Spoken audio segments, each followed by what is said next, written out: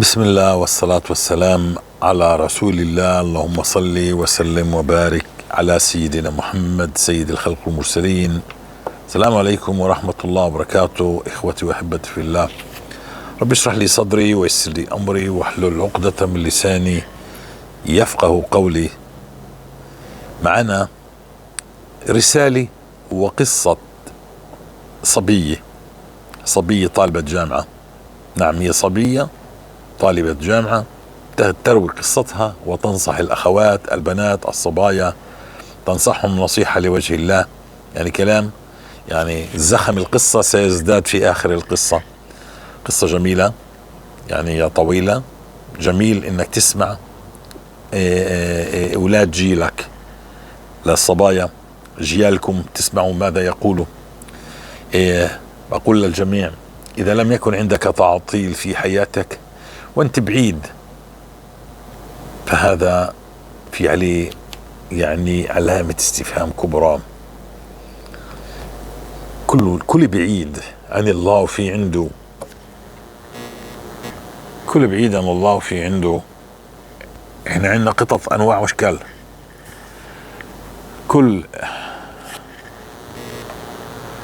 بعيد يعني مش ما بيصلي، وفي تفلت، في مثلا تكشف، في عري، في قلة صلاة. مش قريب. لازم يفحص، لازم يتفقد نفسه. إذا ما فيش تعطيل، وإذا في تعطيل كمان يفقد نفسه. نعم، لا يدل عدم التعطيل على إنك على خير مع الله، لا يدل.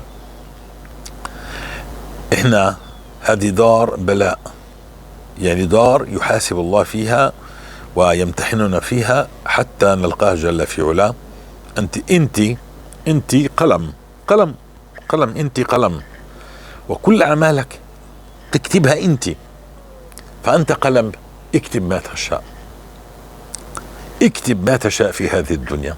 صحيفة ستملأها بالغناء، بالطرب، بالعلم، بالنور، بالصلاة على رسول الله.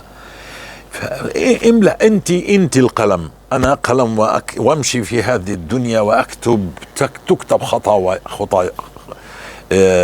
خطواتي تكتب، ويكتب كل ما اقول وما افعل. فانتبه اخي الكريم ان يقال لك وما ظلمونا ولكن كانوا انفسهم يظلمون. نعم، اقرأ كتابك كفى بنفسك اليوم عليك حسيبا. فننتبه لهذا الامر. ثم بدي أعطي تنبيه للإخوة الذين يراسلون على الماسنجر. يعني يا جماعة صراحة، يعني أقول لكم، يمكن أنا لا أدخل على الماسنجر أبدا، فحرام على الرسالة التي على الماسنجر. عندنا جروبات، هذه الجروبات في عليها مشرفين. المشرفين إذا تواصلت أنت معهم سيصل سؤالك لي. إذا كان سؤالك يستطيع أن يجيبوا عليه فسيجيبوك هم، وإن كان مستعصى أنا أجيب عليه ويصلك الجواب. فلماذا يعني تطول المشوار وترسل رسائل على الواتساب؟ صعب علي يا جماعة والله كثير، يعني مئات الرسائل لا أستطيع أن أفتح. يعني إذا بدي أفتح رسالة بدي أقعد معها 10 دقائق، يعني ما لا يعني 10 دقائق ودرس وورد وأذكار وهكذا وتعليقات فكل وقت، كثير وقت. يعني حتى قصة يعني مدتها نص ساعة، أنا أسمعها نص ساعة ونزلها نص ساعة وأحضرها كمان فبتوكل قصة واحدة ممكن يعني كثير من الوقت. فأنا بطلب دائما المشرفين أن يساعدوني في هذا الإعداد، يعني مضمون القصة وأنا أنزل القصة وهكذا. فإخوة الكرام، يعني كونوا عون. والله 3/4 أسئلتكم ستنتهي وتتلاشى بعد. ابدأ يا أخي. هي البنت هاي الصبية بتقول لك بس أنت ابدأ بالاستغفار. هي بتقول لك يا أخي بس ابدأ المشوار، مش بيجيك تستحضر ذنب ولا ابدأ المشوار، استغفر ولا تسمع لأحد. أنا بقول لك ابدأ بأستغفر الله، ولا تنتبه لأي من كان، لا تنتبه لهم. نعم، لن يفيدوك. لو فادوا لفادوا الأمة، لما كنا في ذيل الأمم. وصلات أذن الله الآن أن يتغير أحوال المستغفرين. الحمد لله رب العالمين، عشرات آلاف القصص تخرج وتسجيلات صوتية. فحبيت إني أنبه. ثم إن عندنا جروبات على لما بتنزل الحلقة على صندوق الوصف، يعني التعليق الأول على اليوتيوب. بعد ما تنزل الحلقة، يعني مرات بتأخر يمكن ساعة ساعتين، ما بعرفش وين بتنزل الحلقة، فبجمع الحلقة مع التعليق الأول له في كل جروبات. في عنا قناتين لقصص فقط تسمع صوت صاحب القصة يروي قصته، لا في درس ولا في شيء. يعني قناة للقصص على الفيسبوك وعلى اليوتيوب، يعني قصة تلو قصة، فهمت؟ ما في كلامي بيبقى مع الدرس عليه قصة على اليوتيوب، وعلى الفيسبوك كمان بينزل. وفي هناك جروب للقصص المكتوبة والمسموعة، جروب على التليجرام. وإن شاء الله بقادم الأيام لربما نعمل نفس العمل على الواتساب، لأنه التطبيقات مش موجودة في كل الدول، هنا موجودة هناك مش موجودة. القصة طويلة هنا، عشان هيك أنا بدي أختصر الكلام. كل مشاكلكم إذا بتسألوا أسئلتكم وجهوها للمشرفين، لا تبحثوا عني، مش لأني بديش، لا يوجد عندي وقت. لربما تكتب رسالة وتبقى الرسالة شهر كامل، لكن بعتها للمشرف سيجيبك مباشرة إن شاء الله. وإن تأخر عليك يوم 3 4 مش كما أتأخر عليك وتروح أدراج الرياح، ما علينا.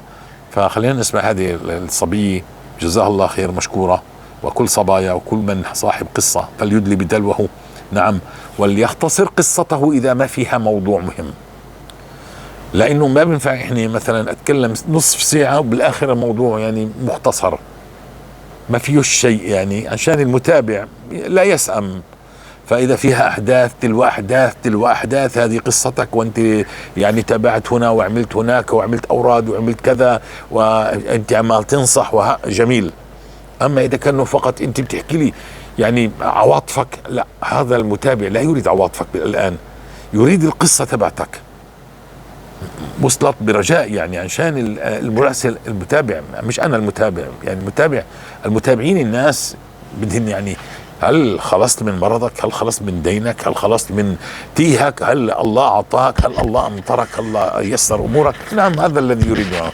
نعم، فاتركوا قصصكم، نعم، واستفساراتكم عند المشرفين. وبارك الله فيكم، بتساعدونا هيك وبتختصروا مشوار علينا. نسمع القصة، لأنه 35 دقيقة ما بستطيع أنزل على الفيسبوك أكثر من 35 دقيقة، لأنه بتنتهي المدة، الصوت يذهب على الفيسبوك بعد 35 دقيقة. طبعا كل جروبات الواتساب والتليجرام والقنوات اللي تعمل معنا موجودة في صندوق الوصف أو بالتعليق مع العنوان على الفيسبوك إن شاء الله.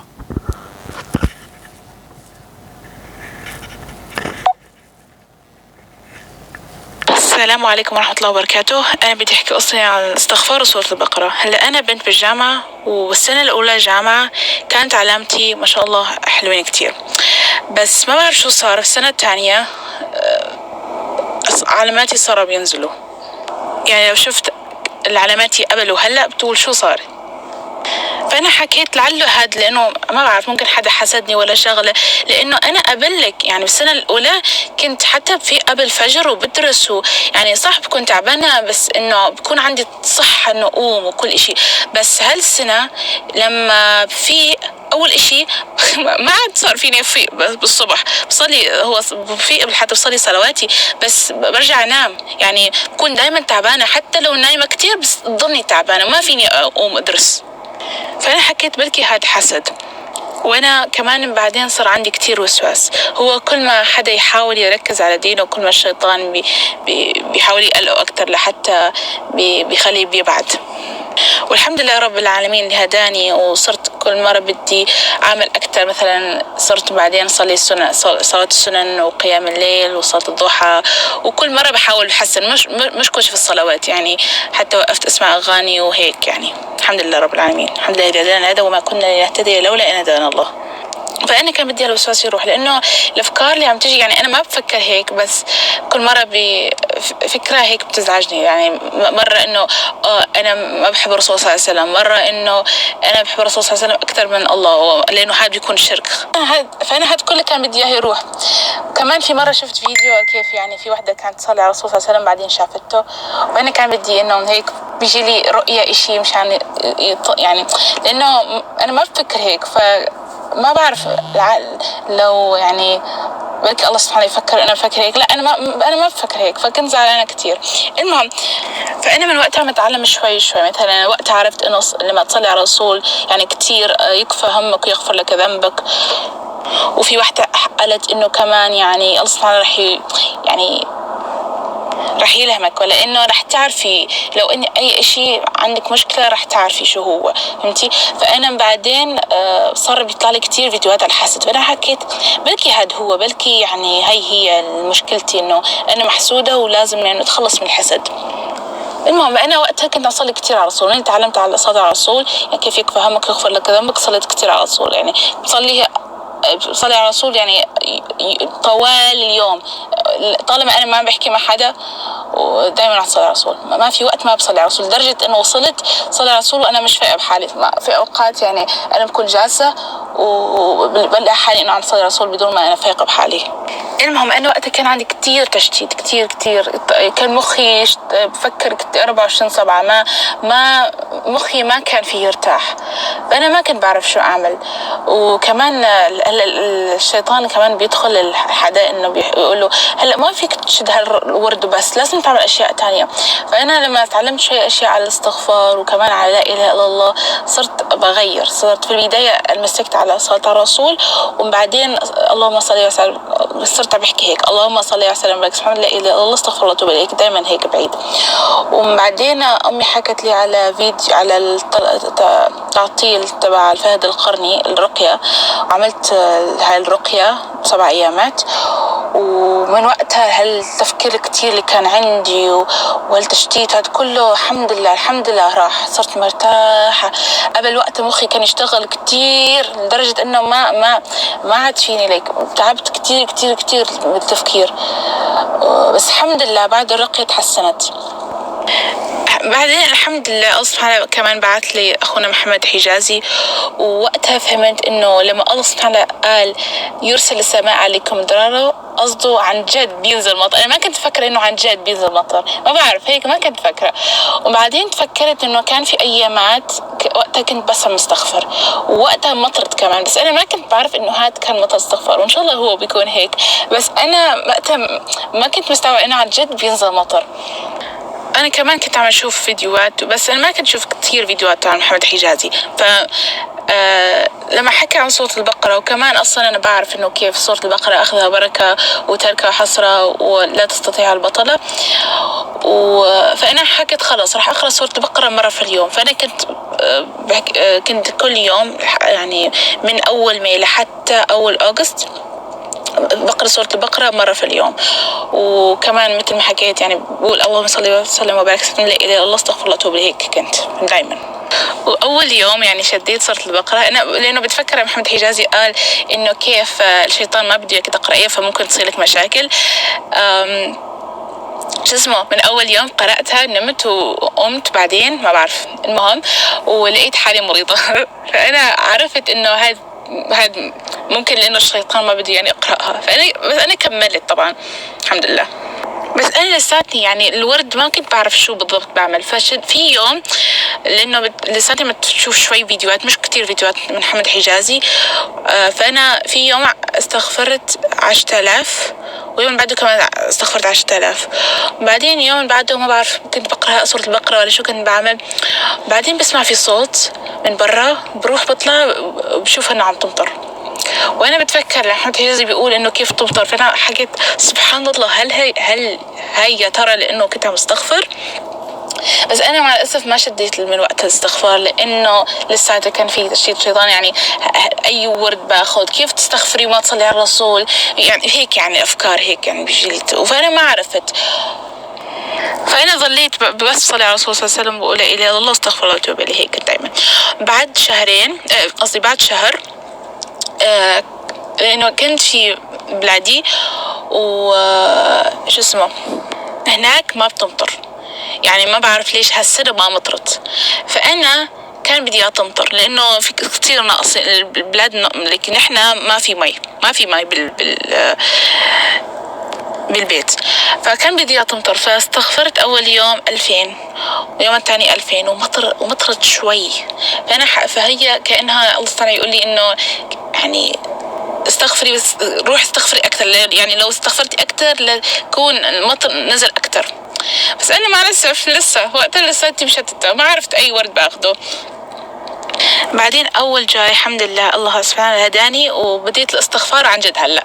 فأول جولاي استغفرت 10,000 حتى 6 جولاي، وقتها بعدين مسكت 15,000 حتى 12 جولاي، وخلاص من وقتها 30,000 الحمد لله. حتى اليوم 30,000 استغفار الحمد لله رب العالمين. لأنه وقتها الحمد لله بديت أفهم إنه كيف نحن عم نتعذب بسبب ذنوبنا، فلهيك لازم استغفر. فأنا بدي أقول يعني شو شفت من هلأ كان في أيامات بحس إنه أدعية متى عم تستجاب، وفي أيامات لا. مثلا في مرة أنا كنت أبوي راح يشتري هيك دزرت نشرب قهوة وكل إشي، فأنا حكيت لماما تعرفي أنا شو بدي كرواسونت. بعدين نسيت الموضوع، طلعت لفوق ونزلت ولقيت في صندوق وفي كرواسون. أنا حكيت يوم ممكن ماما اتصلت على بابا وحكت له راح جاب لي، طلع إنه لا مش هاد اللي صار، هاد مرت خالي راحت وجابت الكرواسون اللي إحنا الصغار. أنا حكيت سبحان الله، لأنه أنا ما دعيت، أنا بس حكيت، كنت بحكي مع ماما وحكيت تعرفي أنا مشتهية كرواسون بس، يعني حكيت سبحان الله. وكان في مرة تانية أنا كان بدي أسافر يعني منطقة تانية، إنه بنت خالتي راح تسافر وكان بدي أشوفها، بس صراحة كانت صعبة كتير إنه أروح، صعبة كتير كتير كتير. فأنا حكيت مع ماما وكل إشي وحسيته صعبة، بس بعدين رحت لما صليت الظهر دعيت الله سبحانه وتعالى، حكيت له يا رب أنا بدي أروح، بس مش شرط هلأ اليوم، عادي حتى بعد بكرة، المهم بدي أروح. هذا هو كان دعاء تبعي، بدي أروح. المهم بعدين ما بعرف شو صار عم بيتحدثوا عن الموضوع، ما بعرف مش فاهمة كيف سبحان الله صارت بالنهاية. الواحد اللي كان رح يروح ما راح، حكالي انت فيك تروحي في مكاني لو بدك، وهو قبل كان يعني مصر انه عن جد ما يروح، لازم يروح. فسبحان الله هلا عم يقول انه لا عادي فيك تروحي في مكاني، انا عادي ما بروح. سبحان الله. بعدين هيك يعني هن كانوا رح يروحوا الساعة 4 ونحن عم نتحدث عن الموضوع الساعة 3، وهيك في نص ساعة رحت حضرت حالي ورحت معهم. انا في السيارة انا عم بقول سبحان الله، يعني كيف يعني الله سبحانه غير يعني الأمور، يعني هاد كله تدبيرات الله سبحانه وتعالى. بس في أوقات حاسة إنه ما عم يستجيب، فأنا عم أقول يعني في إشي غلط بس من عندي، يعني أنا عم بعمل إشي غلط، شو هو مش فاهمته، لأنه الوعود موجودين. الله تعالى وعد إنه ما عاد بستغفر، وهذا وعد يعني راح يصير لو أنا عملته صح، بس في أشياء ما عم تصير. فأنا عم مستغرب يعني شو هو اللي عم بعمله غلط، أنا مش فاهم، مش عارفة. المهم بس أنا كملت الاستغفار طبعا، وكان في مرة بيجي لي وسواس إنه لا استغفارك لأنه عم تعملي كتير بسرعة ما عم يتقبل. فأنا سألت ربي يعني هل عم تقبل يعني استغفاري؟ وبكرة بتمطر بالصبح، وكمان شوي بالصبح وشوي بالليل.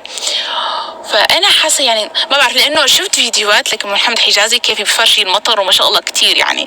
فأنا حكيت بلكي أنا في إشي يعني من عندي إنه غلط لهيك إنه المطر شوي، لا هو أصلا اللي نزل مطر يعني الحمد لله. بس أنا بدي أعرف، لأنه في حاسة في إشي ما بعرف، مش فاهم الموضوع، في إشي مش فاهمته. أوقات بتجي وسواس مرة تانية، مثلا في مرة يعني بعد ما كملت الاستغفار، يعني ممكن جمع أسبوعين بعد ما عم استغفر، نفس الشيء اجى تشتيت مرة تانية، وأنا سألت مرة تانية ربي يعني هل يعني عم تقبل استغفاري؟ شوف في منام إنه عم بقول عم تمطر، بس أنا ما بتفكر إنه شفت المطر بالمنام، بس عم بتفكر إنه عم بحكي هيك.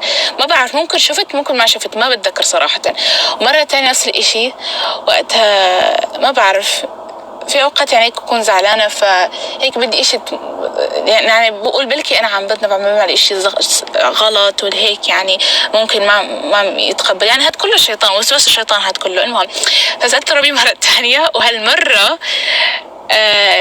حلمت انه عم اشوف المطر. يعني اخر مرة لما حلمت عم بحكي فيه مطر بس هالمرة بتذكر انه شفت المطر وكانت عم تمطر كتير الحمد لله. يعني انبسطت وقت يومها لأنه حكيت الحمد لله لأنه أنا كان يعني بدي الله تعالى يغفر لي ذنبي. أنا ما بس عم استغفر لأنه صح يعني الله تعالى وعد ماله وكل إشي بس أنا مو بس هيك يعني طبعا بدي الله تعالى ما يعذبني وهالأشياء بس مو بس هيك بدي الله تعالى يغفر لي ذنبي فهمت. المهم فانبسطت الحمد لله بس أنا مع ذلك حاسة إنه أنا عم أعمل إشي غلط لأنه مش كل عود عم يصير في أشياء عم تصير الحمد لله. مثلا أنا بالعادة كل ما بسافر بمرض كل مرة بسافر بمرض ما في مرة يعني يا إما بمرض بالبداية ولا في النهاية ولا بعد ما برجع لازم بمرض. هالمرة ما مرضت سبحان الله وأصلا كان في واحدة من عائلتنا كانت مريضة والمرض معدي وما مرضت سبحان الله. وهذا من الآية تبع أصلا ما يعذب مستغفر فما مرضت الحمد لله رب العالمين. بس لسه في إشي مش فاهمته يعني بحس إشي عم بعمله غلط. أنا كان عندي ذنب بعمله مع الأسف يعني ما قدرت هاي كل ما بعمله يعني بكون زعلانة أنا بعملها بس ما قدرت أوقف. بس أنا ما كنت بعرف إنه أنا يعني ممكن عم بتعذب بسبب هالذنب. أنا عم أقول إنه كل مرة عم أتوب فكل مرة الله عم يغفر لي فكأنه ما صار صح. أنا هيك كنت أفكره. بس كمان كان في حديث اللي محمد حجاز دايما بيقولوا إنه الشخص اللي حسناته راحت بقى منثورة إذا بتذكر صح لأنه خلى في محارم الله لو بتذكر الحديث صح صراحة إن شاء الله بدكم تذكروا صح. بس أنا ما كنت فكرة أنا منه لأنه أنا ما كنت بعمله مبسوطة يعني مش إنه هيك وبس عادي مش فارقة معي لا أنا كنت عن جد زعلانة وعن جد بدي أوقف بس مع ذلك لسه ما قدرت. خصوصا هالايامات يعني من جولاي وقتها صرت عم اشوف كل يوم فيديوهات محمد حجازي وقتها صرت عم بفهم اكثر اشياء. انا اصلا لساتني هلا يعني عم اتعلم صراحه فانا شوي عم اتعلم اكثر. فانا وقتها فهمت انه ليش لازم اشد 4 مرات سورة البقرة مش مرة واحدة لحتى فيني يعني اوقف يعني اي شيء يعني عم تذنب بيه وما قدرت توقفي فيكي ان شاء الله لو تقرأي سورة البقرة 4 مرات. كان في يوم مع الاسف اذنبت مرة ثانية نفس الذنب ووقتها بعد ما عملت هاد صليت يعني صليت اللي بعدها الخشوع راحت. يوم اللي بعده صلاة الضحى ما صليتها لأنه كنت نمت وأنا على أساس رح أقوم وأنا العادة حتى لو بنام بقوم أصليها بس هالمرة نمت وما صليتها ويوم كامل راسي بوجعني. وأنا أنا أصلا كل ما بعمل هالشغلة كنت دايما يجيلي وجعة راس بس أنا كنت بفكر هاد إشي عادي لأنه أنا دايما راسي كان بيوجعني. أنا عم أشوف أكتر فيديوهات وفهمت إنه عن جد إنه إحنا يعني هو محمد حجازي كان دايما يقول إن إحنا عم نتعاقب بسبب ذنوبنا بس أنا ما استوعبته يعني كنت بعرف بس مش إنه كنت فاهمة إنه عن جد ممكن هالوجعة راس بتكون بسبب هالشغلة اللي أنا عم بعملها. فوقتها بالليل خلاص تبت لأنه يعني وقتها رحت يوم كان راسي يوجعني وكنت عم استغفر وحاسة كل ما بستغفر الوجعة راس عم تقل شوي لساتها موجودة وتوجعني كتير بس عم تقل بشوي. فأنا وقتها حاسة حالي عم استوعب أكتر إنه كيف يعني إنه إحنا عم نتعاقب بسبب ذنوبنا. بالليل صليت قيام الليل وأنا حكيت خلاص ما عاد رح أعمله وهالمرة عن جد يعني عن جد ما عاد يعني خلاص بكفي يعني عم تذنبي بكفي لازم توقفي خلاص هيك حكيت خلاص. بنفس اللحظة وجعت راس راحت. يوم اللي بعده بشوف فيديوهات بيقول فيها إنه لازم تفهمي رسائل الله سبحانه وتعالى. فأنا قلت يا ترى شو هي الرسالة اللي أنا مش فهمتها. بيكون في إشي شغلة مش فهمتها بعدين يجي فيديو من محمد حجازي بيحكي فيها كيف في أوقات بتذنبي إشي أنت بتفكري إن هي صغيرة بس هي عند الله كبير. هل بيكون ذنب كبير بس انت فكريه صغير، وهو لهيك انت عم تتعاقبي. فكان في قصه في نفس الفيديو، هالبنت اللي المره اللي كانت عندها 2 صغار وكان عندهم مرض، نسيت الاسم المرض، وبعدين لما كانت تستغفر صاروا ما عاد صاروا يمرضوا، بعدين أذنبت ورجعوا للمرض، وبعدين لما تابت مرة تانية صاروا مناح. فأنا وقتها عرفت انه السبب اللي انا عندي هيك كل مرة بحس في مرة استجابة الدعاء ومرة لا هيك، هاد ممكن لانه انا عم بعمل اشي غلط، لذلك مش فاهمة شو هو. لانه يعني نحن كإنسان كنا يعني عم نذنب، بس ممكن بيكون في شغلة بالذات هو اللي حتخليك انه انت عم تتعاقب، بس انا ما كنت فاهمة لسه شو هو بالضبط. المهم فيوم اللي بعده كنت عم احضر، يعني كان في قطط هيك بالجردة وبدهم يعني حسيتهم جيعانين، فكان عندي شوي خبز، حكيت رح اعطيهم. ووقت نفس الوقت عم اسمع في فيديو مش فيديو، تسجيل صوتي من التليجرام عن مرة تحكي عن قصتها وكيف عم تقول يعني فيها تعامل مقايضة، وانا اصلا نفس الوقت عم بمشي لحتى بعطي الاكل للقطط وبقول يا انا هلا فيني اعمل دعاء يعني وان شاء الله لسه يستجيب. وبعدين تقول مقايضة وانا بحكي شو هو يا ترى المقايضة، يعني بنفس الوقت انا عم بحكي انه خلص رح ادعي لا، وبنفس الوقت تحكي عن المقايضة. بعدين بتفسر شو المقايضة، هو اللي انت يعني بتعمل اشي منيح وبعدين تدعي دعاء. فانا حكيت ممكن هاي رسالة يعني هلا ادعي يعني. فانا رحت دعيت انه غصب عني يفسر لي يعني يوضح لي شو هو الغلط اللي انا عم بعمله، لانه بعرف في اشي غلط، فاهمة انه انا عم بعمل اشي غلط وهو السبب التحصير والتعطيل، والسبب هذا كله اللي عم يصير لي هو هذا السبب. كان بدي افهم شو هو. انا دعيتهم، بعدين بعد نص ساعة ولا بعد ساعة وقتها استوعبت شو هو المشكلة، اللي هو هذاك الذنب اللي انا كنت مفكرة انه لانه انا كل مرة عم اتوب فعادي. هاد هو السبب، هاد هو السبب اللي انا كل دايما لسه عندي تعسيرات وتعطيلات، وهاد كله هو السبب. فهمت انا هيك. فوقتها قررت خلاص عن جد، هو من اول مره الحمد لله يعني حكيت القيام الليل حقت خلاص، بس هالمره عن جد، لانه هالمره عن جد استوعبت انه وجيعة الراس، لانه لاحظت انه في ايامات اللي ما كنت بعمل هالذنب ما كان عندي وجيعة راس، ولا ايامات اللي كنت بعملها كان عندي وجيعة راس. فانا هلا فهمت منيح، يعني قبل كنت فاهمه شوي، بس هلا فاهمه عن جد، يعني عشتها. فهمت يعني في فرق بين بس تعرفها وتعيشها. فهمت. وقت اللي انا عشتها حكيت خلاص ما عاد مستحيل. فكان يعني هو وقتها اليوم اللي بعده في اوقات هيك يعني شيطان يدخل فيه اعمليها، بس انا يعني حاولت بجهد نفسي انه ما بعملها وما عملتها الحمد لله. ويوم اللي بعده نفس الاشي. وبعدين رأيت رؤية فيها انا عم رجع ولا عم استفرغ، ما بعرف يعني رح تفهموا علي ولا لا. المهم ورحت شفت يعني تفسير رؤيا عم يقولوا لي هاي يعني توبة، يعني انه انت تبتي ولا في كم من تفسير، بس منهم 2 بيقولوا نفس الاشي اللي هو انت يعني انت تبتي وكل اشي. فانا حكيت يعني ان شاء الله هي يعني نقص حالي يعني خلاص يعني تقبل توبتي. وكمان بسمع شوي فيديوهات على يعني محمد حجازي بيحكي متى بتبدأ سورة البقرة، وانا في مرة بديت سورة البقرة يعني خلاص رح ابدا سورة البقرة، بس بعدين لما محمد حجازي قال انه ما بتبدأي بالبداية حتى تستغفري، انا وقتها كنت عم استغفر يعني، بس حكيت خلني بستغفر اكثر لحتى بعدين ببدا سورة البقرة.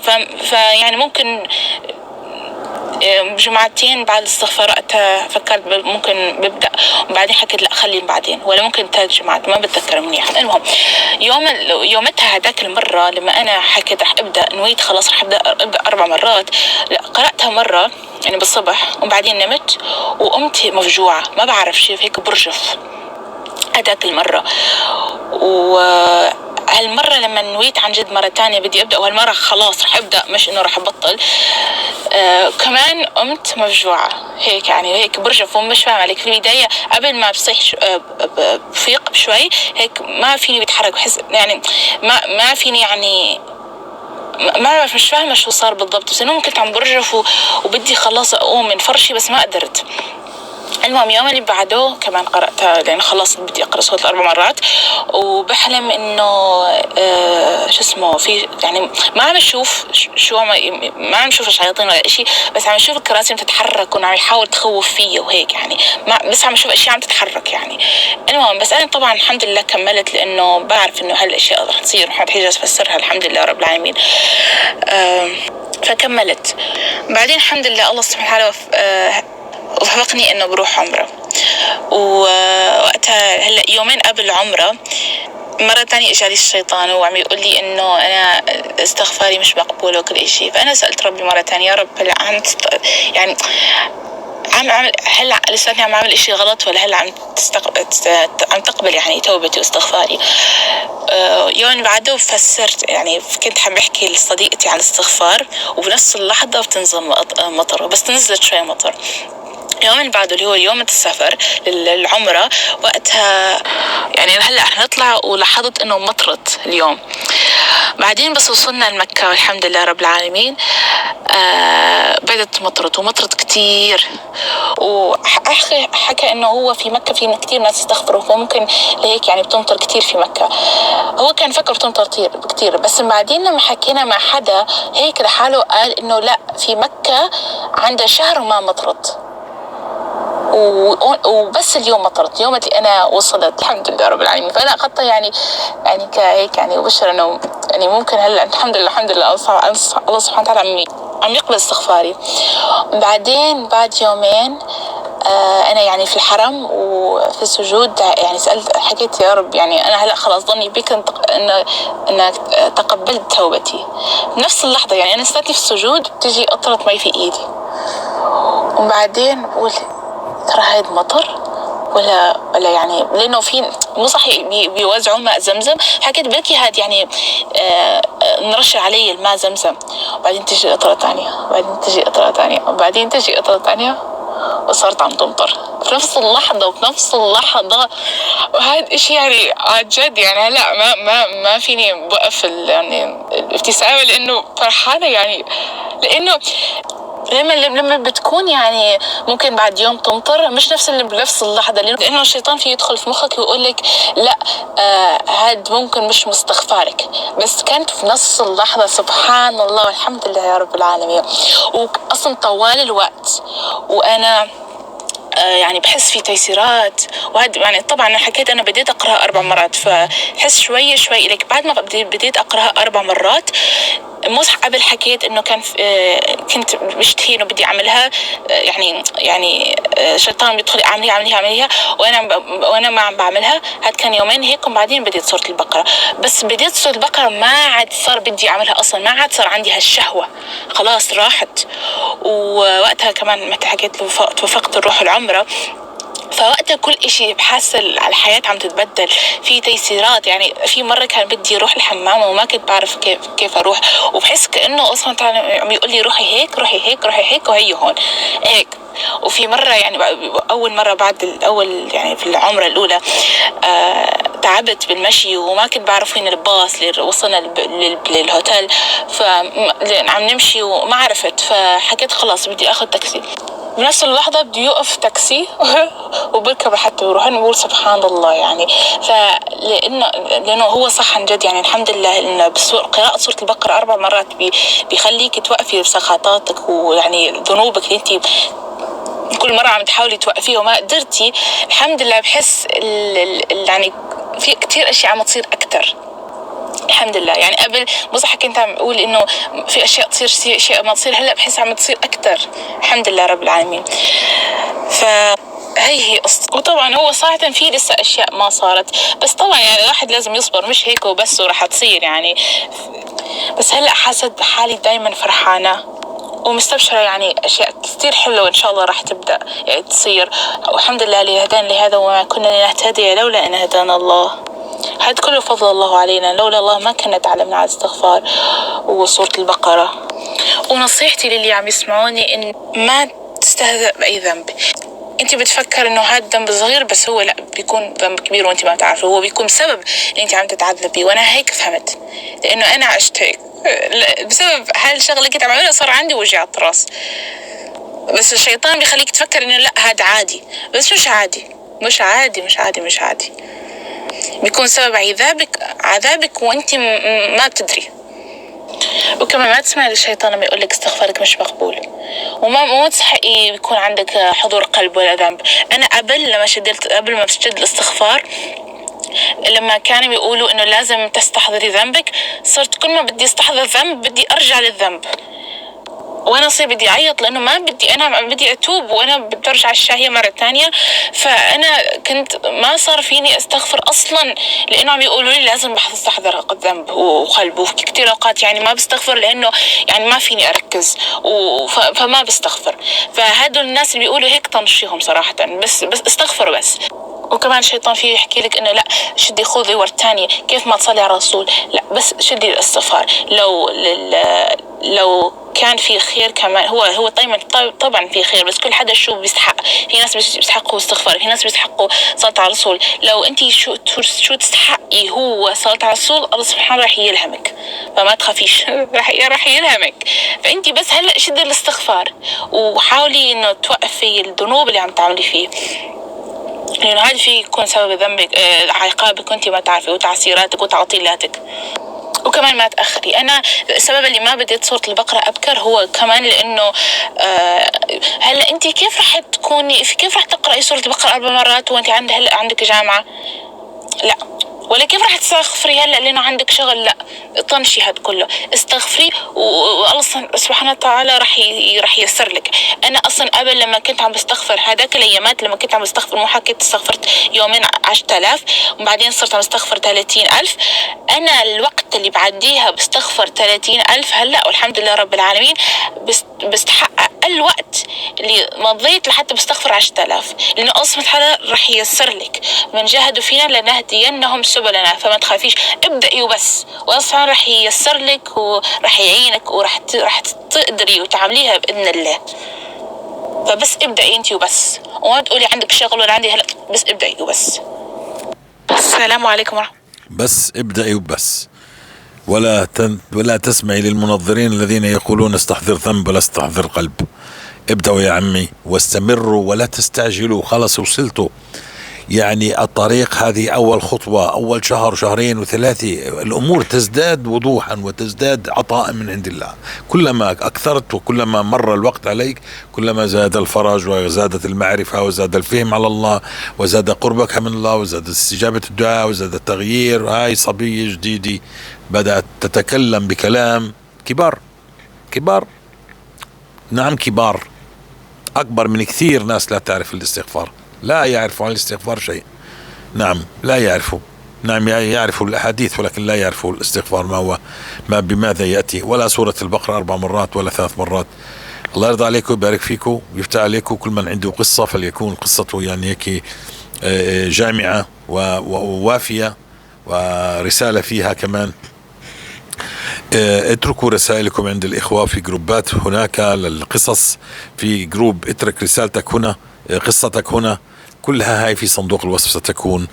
وانشروا هذا الكلام عشان يستجيب الله لك. أؤمر بالمعروف وانهى عن المنكر، لا تأمرن بالمعروف ولا تنهون عن المنكر وليش كان الله يسلط عليكم عذابا لا يرفعه، تدعونه ولا يستجيب فلا يستجيب. فأنت قد تفعل كل شيء ولكن لا تأمر بالمعروف ولا تنهى عن المنكر، ففيش استجابة. وصلت؟ ودير بالك من أن تنسب فضل الله عليك لنفسك أو لغير الله، فهذا يحبط العمل، أو تظن أنك خير من الناس، أو إنما أوتيته على علم، فهذا كله يحبط العمل. الشرك الخفي. وفقكم الله وبارك الله فيكم. في معانا قصص جميلة جدا إن شاء الله نستمر. والسلام عليكم ورحمة الله وبركاته. ائتونا بقصصكم مسجلة يعني عشان تحفز غيرك. والسلام عليكم ورحمة الله وبركاته.